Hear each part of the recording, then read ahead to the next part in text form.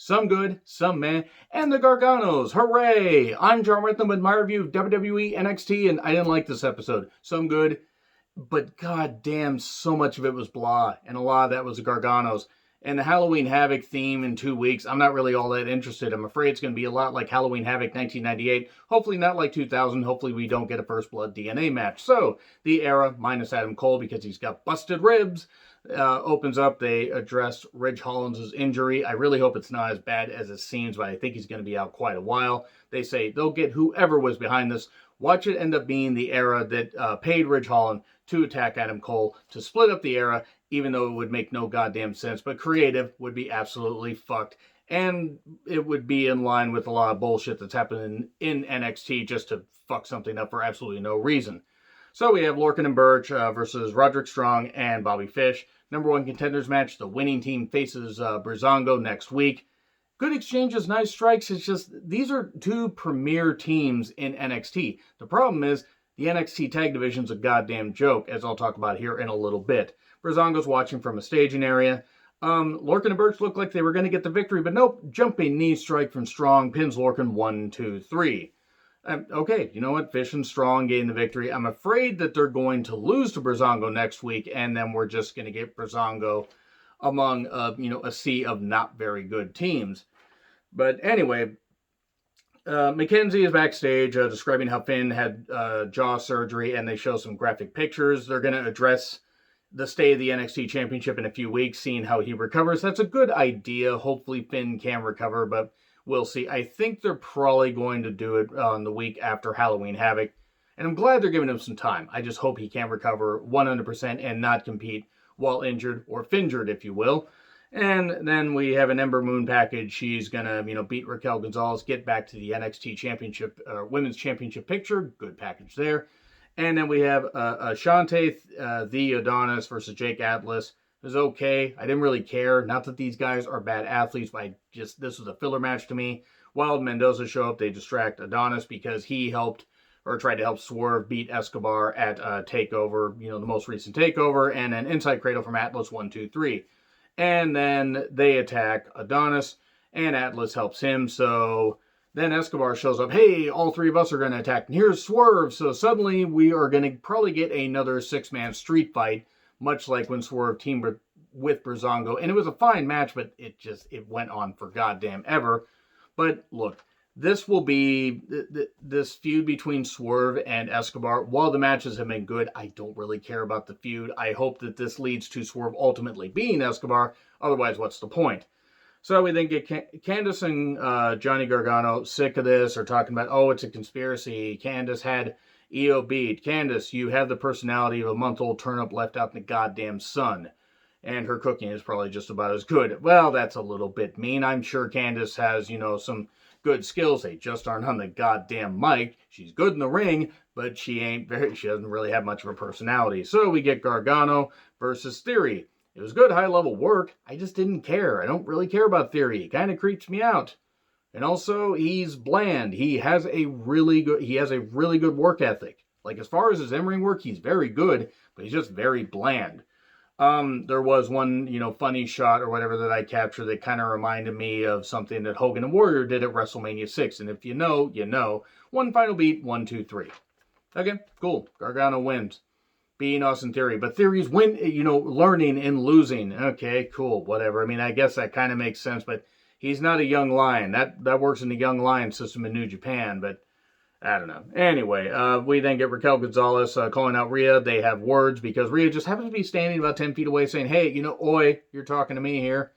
And they have that. So we're going to get an update on the match between them at some point. Ciampa then is upset with Velveteen Dream. He's dead. Oh, Ciampa, please take him off of TV. We don't want Velveteen there anymore. Candice versus Shotzi. Okay, why in the world did Candice win? The match was fine, but why did she win? There was a cool moonsault. There were some good exchanges. Why did Candice win? Does Candice need another shot at Io? No, she fucking doesn't. I get kind of why, because Shotzi's going to be the host of Halloween Havoc, but seriously, they should have put somebody else there. It just was kind of goddamn ridiculous. Like, just take out Shotzi backstage, have somebody else jump in, and then Candice can beat them, and then Shotzi can say, oh, you didn't beat me, I'm going to get revenge on you. Okay, and then, yeah, we get a really unique full Nelson type submission that Shotzi did. Very, very cool. But then Indy Hartwell decides to help Candice, hands her some brass knucks outside, and then she hits one punch while the referee's distracted and pins Shotzi 1-2-3. So, yeah, all right, Candice wins, and then we get a little bit of an update later. The Drake and Dane stuff, I hate this. Furry and Fury. I felt some fury while watching this. This is why the tag team division's a goddamn joke. I don't have a problem with humor. I don't have a problem with people having fun. You guys have fun with this? Fine. This is stupid. Toni Storm versus Aaliyah. I guarantee you I was perfectly fine seeing Toni Storm back. I actually got to see her at an indie show a couple years ago, and super nice, super sweet, really good in the ring. Got to face Nicole Matthews in the main event, and or in the first half main event. And let me say this much. Toni Storm works just as hard whether she's in front of 500 people or, in this case, no people. But Nicole Matthews is also somebody that's vastly underappreciated. Just had to mention that right there. She faced Aaliyah, and yeah, Aaliyah is not bad, but she's not interesting. It took Toni Storm about twice as long to beat her as she should have. And in Storm 0, 1, 2, 3, I think she needs another finisher other than that, because it looks like she's dropping her opponent a little bit too soon. So maybe get another finisher. Maybe get a submission in there. And then Regal says Rhea versus Raquel will happen at Halloween Havoc. Cool. And Xia Li wants a match next week. He will take it under advisement. She says, no, you don't understand. I need a match next week. I will take it under advisement. Oh, okay. That we repeated that line for absolutely no reason. Here are 2 free tickets to Itchy and Scratchy Land. But there are 4 of us. Here are 2 free tickets. That's better. That's basically what it was.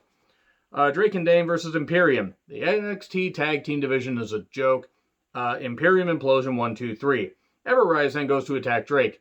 Dane lays him out and says, nobody hits you but me. I now think that Killian Dane is a big goddamn joke. Am I supposed to think that?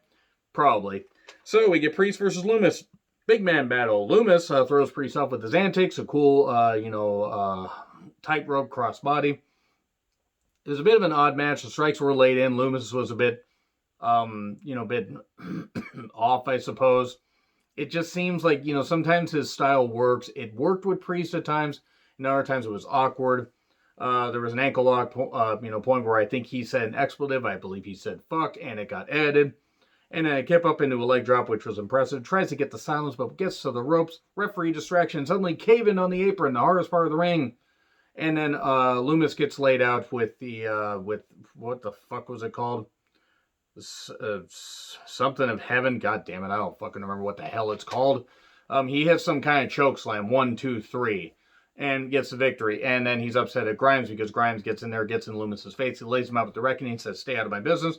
Gargano attacks Priest on the stage. Regal says, hey, here's an announcement. Candice, you face Io, and Gargano, you're facing Priest in 2 weeks, but the stakes are going to be raised. Let's go to the host of Halloween Havoc, Shotzi Blackheart. Shotzi says, it'll be in. And Shotzi, I love her, but this is stupid. The way they had her do it, it was not very good. The evil laughter, all that stuff and everything. And Shotzi's cool. Shotzi's got a great personality. This is not well delivered. Spin the wheel, make the deal. Hopefully it's not like Halloween Havoc 1992, where it was Sting versus Jake Robertson in Cole Myers glove match, and the way that it was won is Jake's Cobra turned on him. When your snake turns on you, you've made some bad life choices. Yeah, not a very good episode of NXT. Wasn't bad. I don't know how Halloween Havoc's going to be. Anyway, agree, disagree what I said. Like, share, subscribe, Twitter handle in the description. I'm John Rethlin. I'll see you soon.